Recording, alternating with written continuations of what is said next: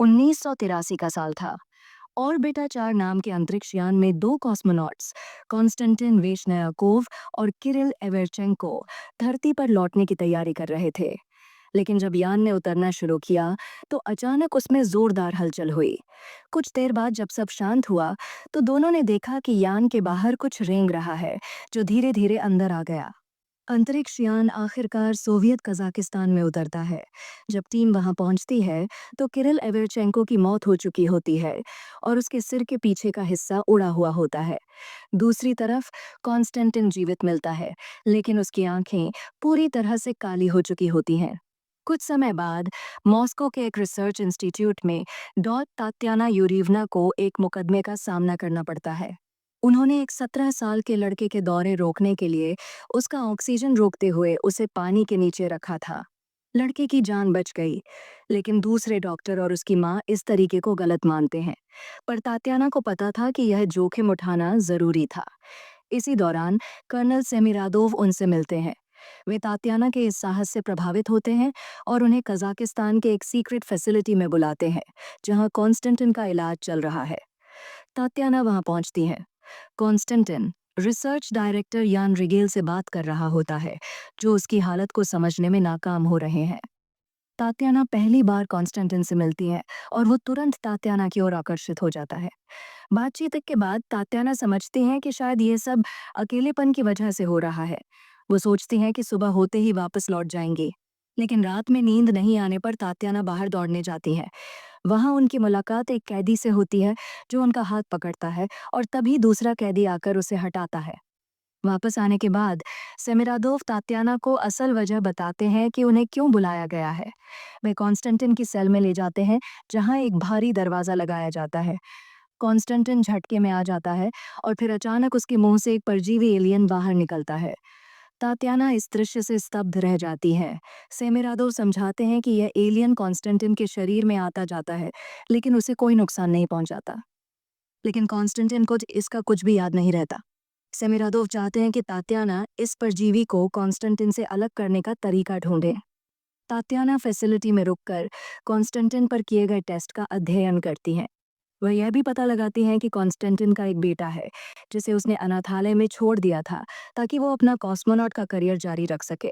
तात्याना अनाथालय फोन कर बेटे के बारे में जानकारी लेती हैं, जिसे काफी शरारती बताया जाता है।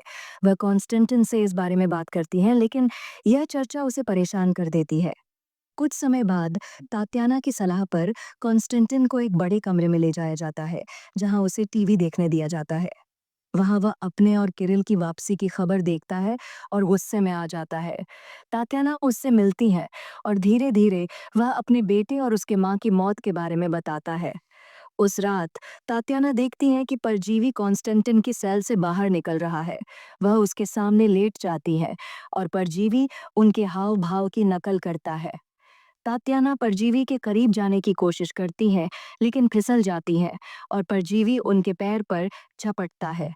बाकी वैज्ञानिक उन्हें बचा लेते हैं, लेकिन उनका पैर घायल हो जाता है।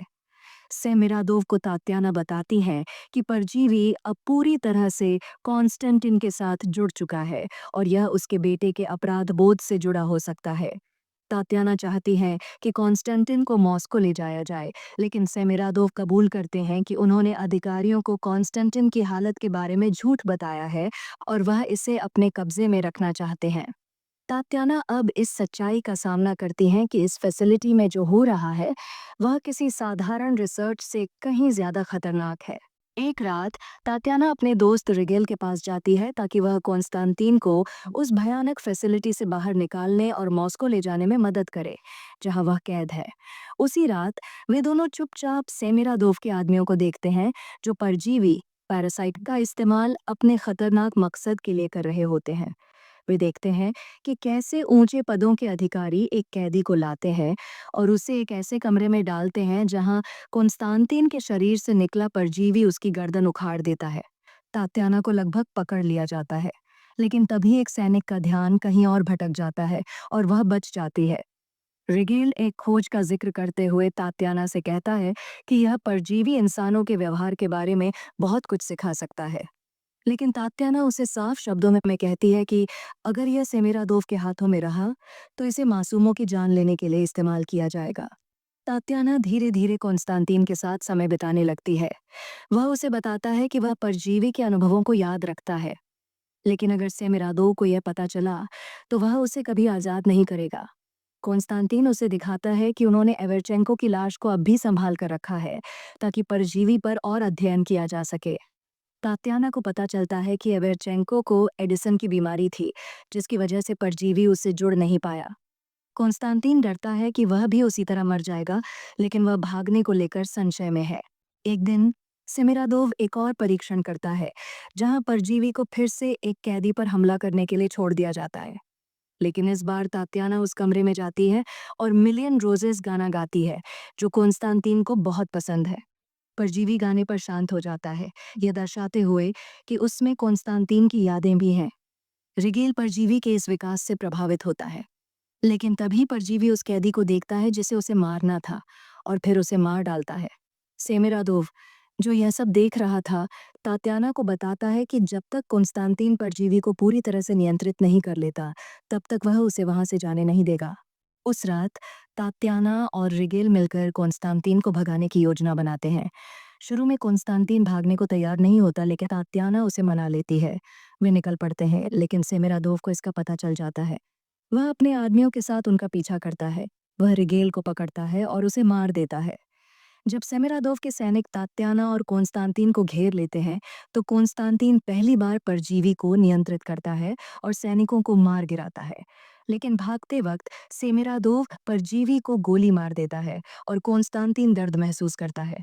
सुबह होते होते सेमिरादोव फिर से उन्हें पकड़ लेता है। वह तात्याना को काबू में करने की कोशिश करता है, लेकिन कॉन्स्टेंटीन परजीवी की मदद से सेमिरादोव और उसके आदमियों को मार डालता है। सेमिरादोव का आधा सिर फाड़ दिया जाता है। परजीवी आखिरकार मर जाता है। कॉन्स्टेंटीन, जो अब ठीक लग रहा है, यह समझता है कि अगर वह जिंदा रहेगा तो उसे फिर से कैद कर लिया जाएगा। इसलिए वह तात्याना से आखिरी बार बात करता है और खुद को गोली मार लेता है। तात्याना इस हादसे से पूरी तरह टूट जाती है। कहानी के अंत में तात्याना अनाथालय जाती है और कॉन्स्टेंटीन के बेटे को गोद ले लेती है।